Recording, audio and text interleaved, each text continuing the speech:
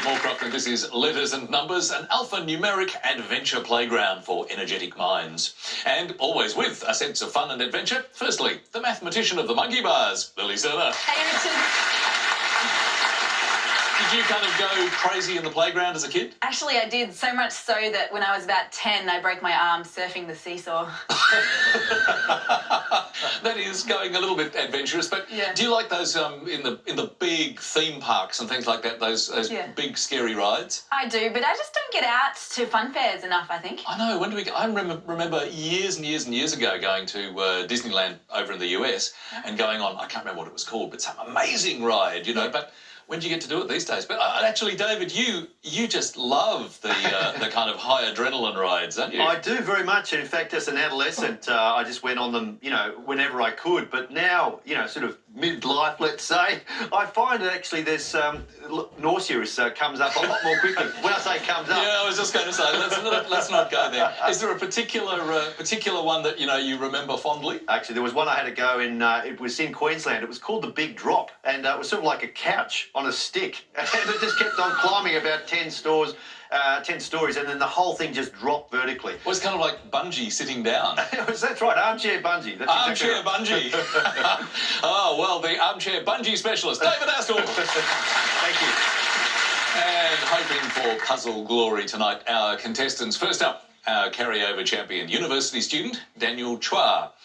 Hello, Daniel. Hi, again. Now, you are a twin, and when you were very small, you actually, I understand, had an almost secret language with your other twin.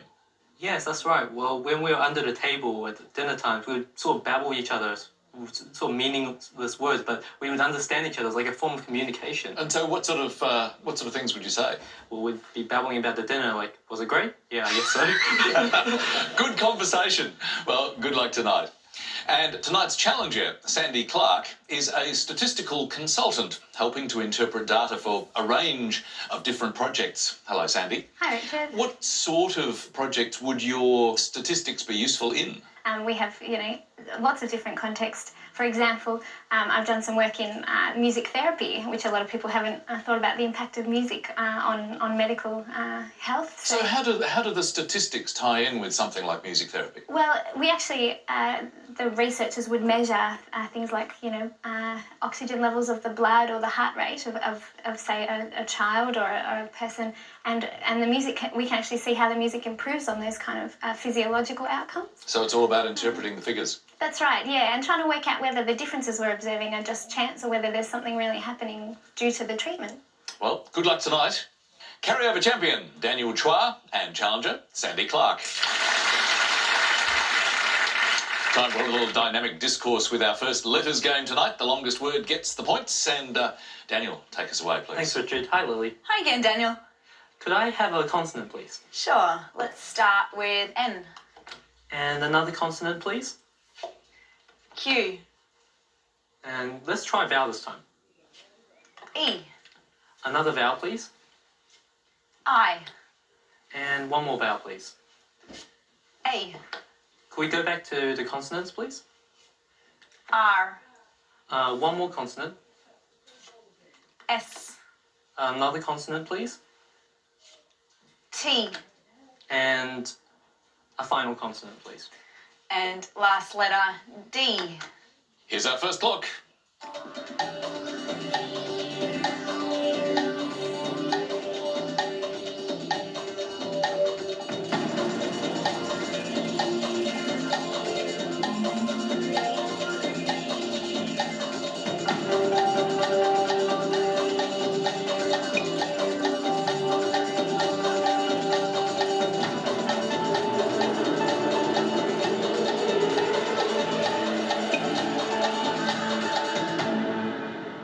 Daniel, how many for the first letters? Great start, an 8. An 8 is a great start. Sandy? A 7 for me. Let's begin there. Richard? Yeah, Stainer. And your 8, Daniel? Strained. Strained. It is a nice start, David. Nothing strained about it. And in fact, Sandy, an anagram of Stainer is Retsina. And there's that Retsina mix again. Those 7 letters, throw the Q away. That'll never work without a U. Put the D in, mix it up, and there is strained or detrains. Very nice indeed. Great start for Daniel tonight. 8 points.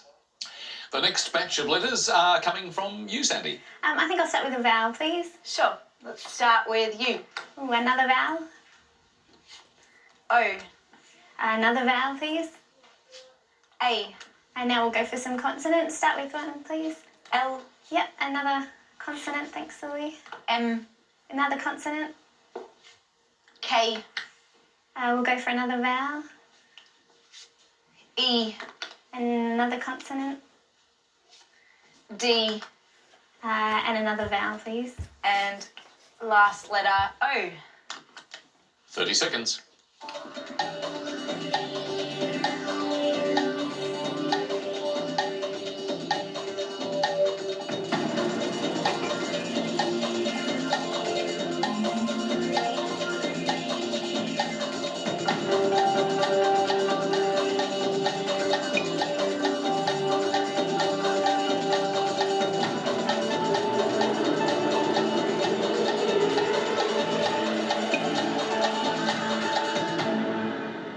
Well, that was your first selection, Sandy. How did you go? Yeah, look, I think I'll go for a risky 6. A risky 6 sounds good. Daniel, I have a 6 as well. let's start there. Loomed. And your risky 6? Mine was loamed. How do you spell it? Loamed. Sounds like what you might do to some sort of garden patch, David. Yes, but is it a verb, Richard? To lay loam is one thing, but do you loam? And you do loam. Well done. Well done, Sandy. Risk pays off. Module is one of the 6s there that doesn't use the ED. Well done. Nice scores for Daniel and Sandy, 6 each. Now to the first maths component of the night, the numbers game. And Daniel, you seemed quite keen last night on the classroom, the 1 big and 5 small. Still going there? Yes, I do like the classroom very much. The classroom again, please. Thanks, Daniel. That's 1 large number and then 5 small. And starting with the smalls, 5, 3, 4, 10, 8, and the large is 100. The target to reach is 699. Thank you, Lily. Time to think.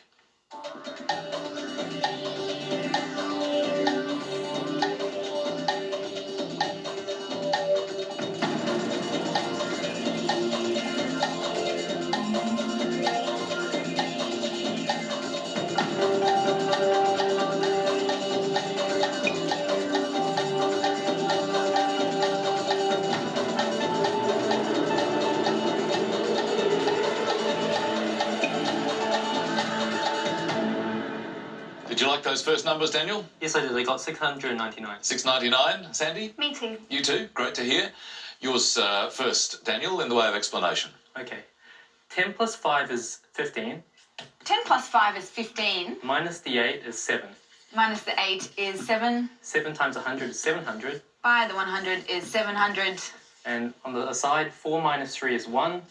4 minus 3 is 1. Take that 1 away from 700. Is 699. Nice work. Very steady method and straight through to that target. Well done, Daniel. Sandy, did you use the same approach? Similar, but I got to the 700 a different way. So I did 10 minus 3 to give me the 7. 10 minus 3 is 7. And then times that by 100 to get 700. 700. Take away the 5 and then add the 4. Yeah, Would be and the order. that gets you 699. Well done. Very nice. So we've got both our contestants zeroing in on 699. Did you use one or another of those methods? I happened to use Sandy's, but they were both great. They were great and they delivered 10 points each for Daniel and Sandy. So Sandy on 16, Daniel on 24. A break for you and our first word mix for tonight, which is foul land. And the clue happens after an uprising. See you after this.